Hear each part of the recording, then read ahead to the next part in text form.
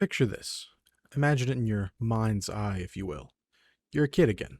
You get home from school, you run inside, and you boot up your Xbox. What do you see?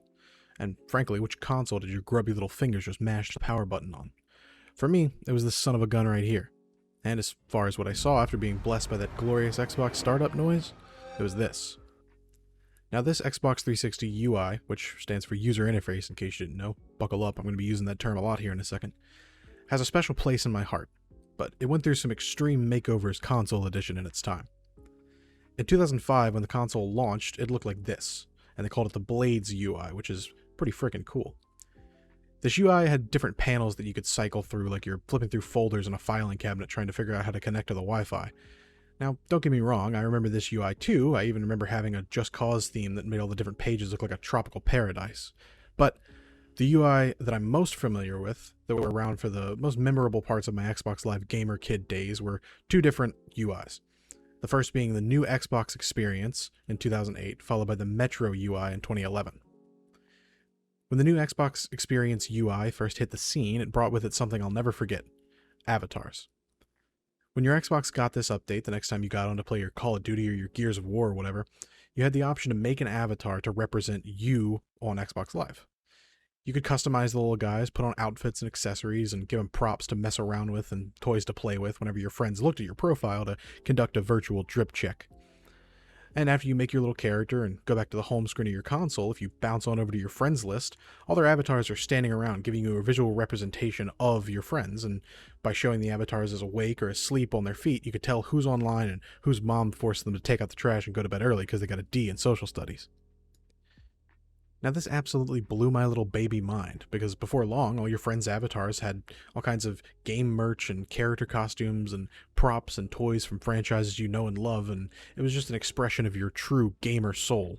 And seeing all your friends' avatars chilling in the menu and driving around an RC Warthog or doing parkour or whatever was a really cool way of representing your friends list in a way that felt alive. But the real meat and potatoes of the avatar era of Xbox Live, in my opinion, was the Xbox Live arcade games that used your avatar in-game.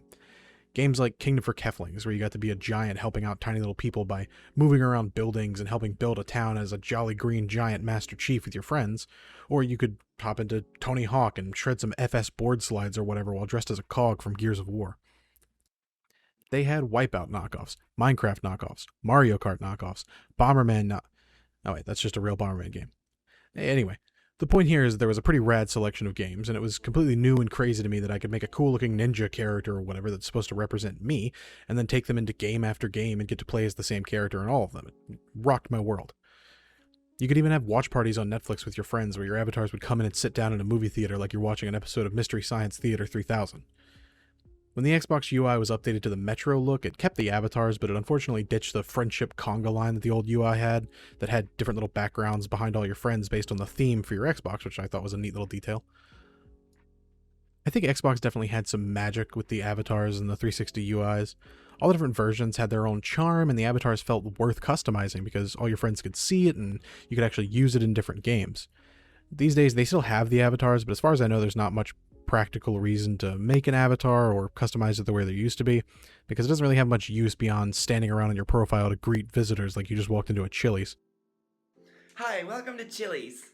But anyway, I just remember this era of Xbox fondly, because alongside all of this was one of the real golden ages of games, in my opinion. Right around 2008 to 2011, there was just amazing game after game coming out, barely giving you time to breathe before getting sucked into another 10 out of 10 game, and the whole time you were taking that journey with your avatar.